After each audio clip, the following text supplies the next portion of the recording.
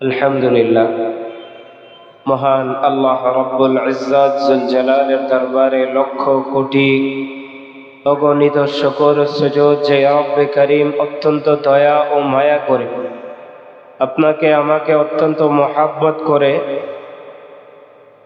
প্রথমত এই পৃথিবীতে একজন ইমানদার হিসেবে প্রেরণ করেছেন। এজন্য দিল থেকে শুকর আদায় করে বলি আলহামদুলিল্লাহ। ঈমান এমন এক দৌলত যেটা আল্লাহ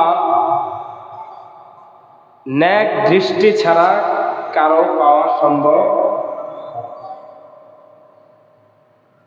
আল্লাহ তাআলা আমাদেরকে বাছাই করেছেন, এজন্যই আমরা ঈমানের দৌলত পেয়েছি। কি বলেন, কথা ঠিক কি না?